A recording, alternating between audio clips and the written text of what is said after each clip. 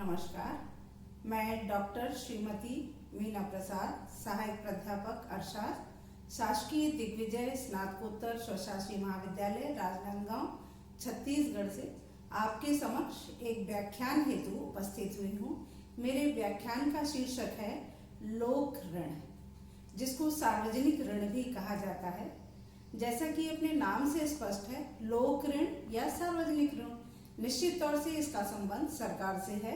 वर्तमान युग में सरकार को अनेक प्रकार के काम करने पड़ते हैं और इसके लिए उसे भारी मात्रा में धन की आवश्यकता पड़ती है। जब किसी देश की सरकार अपने देश के अंदर तथा विदेशों से ऋण प्राप्त करती है, तब उस ऋण को हम सार्वजनिक ऋण कहते हैं। अर्थात केंद्रीय, प्रांतीय और स्थानीय सरकारों के द्वारा लिए जाने वाले उधार या ऋण को सार्वजनिक ऋण कहा जाता है। इस संबंध में फिंडले सिराज की एक परिभाषा है, सार्वजनिक ऋण वह ऋण होता है जिसके भुगतान के लिए कोई सरकार अपने देश के नागरिक अथवा दूसरे देश के नागरिकों के प्रति उत्तरदायी होता है। फिंडले सिराज की परिभाषा से भी स्पष्ट है कि सार्वजनिक ऋण का संबंध सरकार से होता है, जो देश के अंदर भी ऋण लेती है और विदेशों से भी ऋण प्राप्त कर सकती है। सार्वजनिक ऋण के संबंध में अर्थशास्त्रियों का क्या मत है? इस संबंध में प्राचीन अर्थशास्त्री और आधुनिक अर्थशास्त्री दोनों की विचारधाराओं से मैं आपको अवगत कराऊंगी। प्राचीन अर्थशास्त्रियों की धारणा नकारात्मक रही थी, जिसमें बेस्टेवेल का कथन है कि जिस प्रकार एक व्यक्ति सदैव ऋण लेकर कार्य नहीं चला सकता है, उसी प्रकार सरकार भी हमेशा ऋणों पर निर्भर नहीं रह सकती। जैसा कि एक व्यक्ति के लिए कहा जाता है कि उसके लिए हमेशा ऋण लेना उचित नहीं होता है, वही स्थिति लगभग बेस्टेबल भी सरकार के लिए कह रहे हैं। एडम स्मिथ ने भी लिखा है कि सार्वजनिक ऋण से फिजूल खर्ची, बेकार के युद्ध और बुरी आर्थिक दशा उत्पन्न होती है। तो ये प्राचीन अर्थशास्त्रियों का मत था। आधुनिक परंतु आज प्रत्येक अर्थशास्त्री सार्वजनिक ऋणों के महत्व को स्वीकार करते हैं। आधुनिक अर्थशास्त्री इसको वर्तमान की आवश्यकता बताते हैं और देश के लिए महत्वपूर्ण मानते हैं।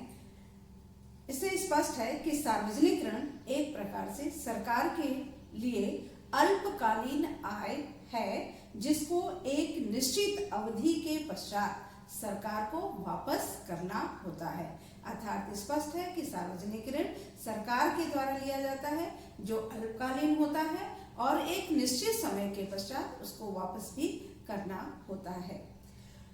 अब हम देखते हैं कि लोक ऋण की आवश्यकता क्यों पड़ती है या इसके उद्देश्य क्या है, जिसमें पहला मैं आपको बता रही हूँ, प्राकृतिक विपत्तियों का सामना करने के लिए। जैसा कि अपने नाम से स्पष्ट है, प्राकृतिक विपत्तियां जैसे बाढ़, सूखा, अकाल, भूकंप, महामारी, जैसे वर्तमान समय में कोरोना भयंकर महामारी है, आदि के समय नागरिकों की रक्षा करना सरकार का उत्तरदायित्व हो जाता है और ऐसे समय सरकार के पास धन की आवश्यकता पड़ती है। उसको धन को पूरा करने के लिए उसे ऋण की आवश्यकता पड़ती है। सेकंड पॉइंट है देश की रक्षा के लिए। देश की रक्षा करने के लिए हमको रक्षा सामग्री भी खरीदनी पड़ती है और इस रक्षा सामग्री के लिए हमको ज़्यादा ऋण लेनी पड़ती है और ऐसी स्थिति में सरकार को ऋण देश अथवा विदेश से ऋण लेना पड़ सकता है। जैसे भारत को अपने पड़ोसी देश से हमेशा ही खतरा बना हुआ है, अतः उसे इस मद पर भारी व्यय करने के लिए ऋण लेने पड़ते हैं।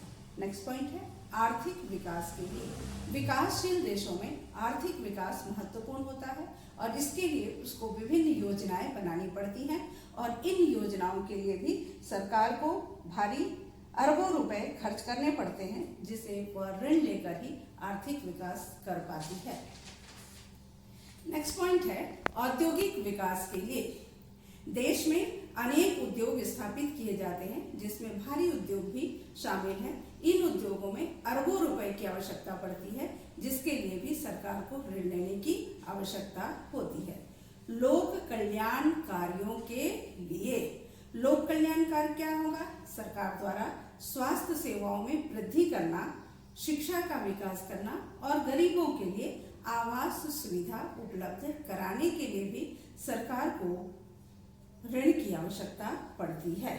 नेक्स्ट पॉइंट है बजट के अस्थायी घाटे को पूरा करने के लिए सरकार के बजट में अस्थायी घाटे की स्थिति उत्पन्न होने की दशा में भी लोक ऋण की आवश्यकता पड़ती है। धन की तत्काल आवश्यकता की पूर्ति भी लोक ऋण द्वारा ही की जा सकती है, क्योंकि करों से इतनी जल्दी आय प्राप्त नहीं हो सकती है। नेक्स्ट पॉइंट, मुद्रा प्रसार को नियंत्रित करने के लिए जब देश में मुद्रा प्रसार की स्थिति उत्पन्न होती है तो उसको रोकने के लिए भी सरकार को जनता से ऋण लेती है। रोजगार अवसरों में वृद्धि के लिए सरकार को ऋण लेकर नए नए उद्योग खोल सकती है, जिससे कि रोजगार के अवसरों में भी वृद्धि हो सकती है। तो ये आवश्यकता या उद्देश्य, इन आवश्यकताओं और उद्देश्यों के कारण ही सरकार को ऋण की आवश्यकता पड़ती है। अब हम देखते हैं कि ये लोक ऋण कहाँ से प्राप्त हो सकते हैं, इसके स्रोत क्या है। तो इसके स्रोत को मुख्यतः दो भागों में बांटा गया है। पहला आंतरिक स्रोत, जैसा कि अपने नाम से ही स्पष्ट है कि ये अंदरूनी साधन है जिसमें व्यक्ति, गैर बैंकिंग वित्तीय संस्था जैसे बीमा कंपनियां, ट्रस्ट आदि शामिल हैं। व्यापारिक बैंक, केंद्रीय बैंक ये इसके अंतर्गत आते हैं। और दूसरा है बाह्य स्रोत, जैसा कि अपने नाम से स्पष्ट है कि ये देश के बाहर के स्रोत हैं और ये दो प्रकार के होते हैं। इसमें विदेशी सरकारों से ऋण और अंतर्राष्ट्रीय संस्थाओं से ऋण। इसमें अंतर्राष्ट्रीय मुद्रा कोष, विश्व बैंक, अंतर्राष्ट्रीय वित्त निगम, अंतर्राष्ट्रीय विकास संघ आदि।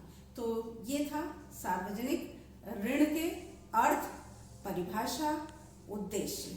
इसके आगे हम वर्गीकरण और आर्थिक विकास अगले व्याख्यान में प्रस्तुत करेंगे। धन्यवाद।